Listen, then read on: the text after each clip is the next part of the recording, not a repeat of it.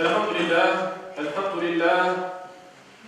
لله الذي جعل صلاة الجمعة من شعائر الإسلام وفرضها على أمة محمد عليه الصلاة والسلام لتكون مكفرة للذنوب ومطهرة للآثام. نشهد أن لا إله إلا الله وحده لا شريك له الذي يكرم المؤمنين والمؤمنات برؤية جماله في دار السلام، ونشهد أن سيدنا وسندنا ومولانا محمدا عبده ورسوله المبعوث بالدعوة وهي إلى دار السلام، صلى الله تعالى عليه وعلى آله وأولاده وأزواجه وأصحابه وأتباعه وخلفائه الراشدين المرشدين المهديين من بعده ووزرائه الكاملين في عهده، خصوصا منهم على الأئمة خلفاء رسول الله على التحقيق أمير المؤمنين حضرة أبي بكر وعمر وعثمان وعلي وعلى بقية الصحابة والتابعين رضوان الله تعالى عليهم أجمعين. أيها المؤمنون الحاضرون، اتقوا الله واطيعوه، إن الله مع الذين اتقوا والذين هم محسنون.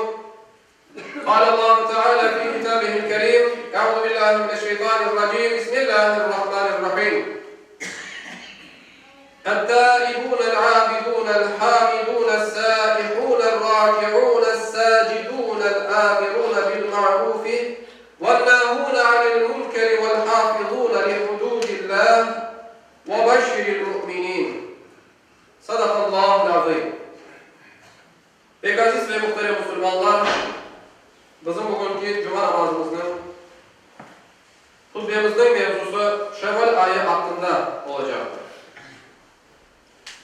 Sayılı cemaat, Oraza bayramının birinci günü Şevval ayının başlangıcıdır.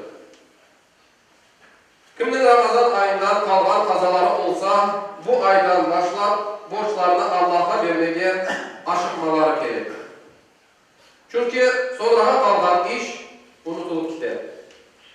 Hem de adam ecelin ne vakit geleceğini bilmediği için hayırlı işlerde ve Yüce Allah'tan olan borçlarda acele etmesi gerekir. Tutacağımız kaza ya da sünnet orazalarını bayram günlerinde tutmamak gerekir. Çünkü bayram günlerinde oraza tutmak dinimizge göre yasaktır. Bayram günleri herkes bayram etkeni ve birbirine misafir olganları dokundur. Hürmetli cemaat, Peygamberimiz Aleyhisselam Şevval ayına büyük emniyet veriyordu ve bu ayda 6 gün oraza tutar idi. Bir hadis-i şerifinde bunun hakkında bizlerge böyle buyurmalı. Kim Ramazan orazasını tutsa, sonra da Şevval ayından ona 6 gün koşsa, bütün yıl oraza tutkan gibi olur. Başka bir hadis-i şerifinde sevgili Peygamberimiz Muhammed Mustafa sallallahu aleyhi ve sellem Efendimiz buyurmuştur ki Ramazan ayında oraza tutmak 10 ay orazalı olmak gibidir. Şevval ayında da oraza tutmak ise 2 ay oraza tutmak gibidir. Ramazan'la beraber Şevval ayını orazanın geçirgen kimse 1 yıl oraza tutkan gibidir. Muhterem cemaat, oraza bizlerine yaramay şeylerden korçalay ve cennette ketken yolumuzu kolaylaştıran. Sevgili Peygamberimiz Aleyhisselam bir hadis-i şeriflerinde buyurmuştur ki, oraza cehennem ateşinden korçalanan bir kalkandır. Bunun için sayılı cemaat, hem bedenlerimizni hem de nefislerimizni orazanın daima terbiyelemek gerekir. Çünkü şeytan bizim vücutlarımızda kanımız gibi dolaşabilir.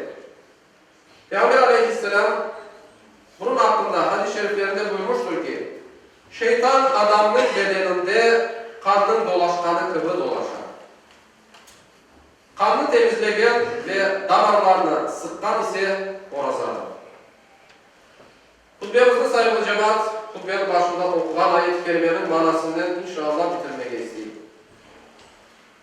Tövbe etken, ibadet etken, şükür etken, oraza tutkan, ruku ve secde etken, yaxşılıkla emir etip, yaramaylıklardan vazgeçirgen ve Allah'ın sınırlarını korşalayan kimselerge müjdeli.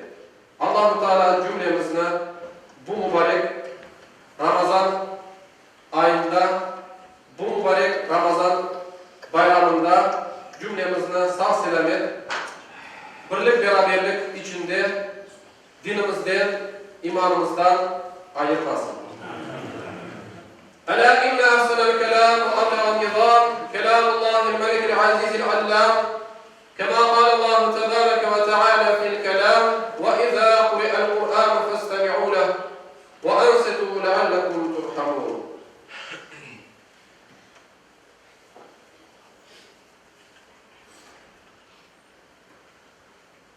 Elhamdülillah, elhamdülillah, elhamdülillahi hamdel kâmilîne ve salâtu ve selâmu alâ rasûlinâ Muhammedin ve alâ âlihi ve sahbihi ecma'in. Ta'zîmen li nebiyyihi ve tekrimen li fehâmeti şâni şerefi safî. Fekâle azze ve celle min qâilin muhbiran ve âmiran. İnnallâhe ve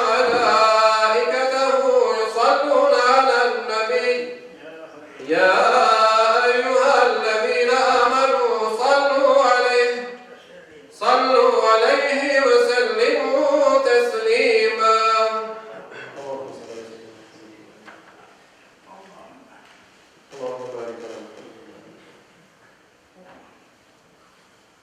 عباد الله إن الله يأمر بالعدل والإحسان وإيتاء ذي القربى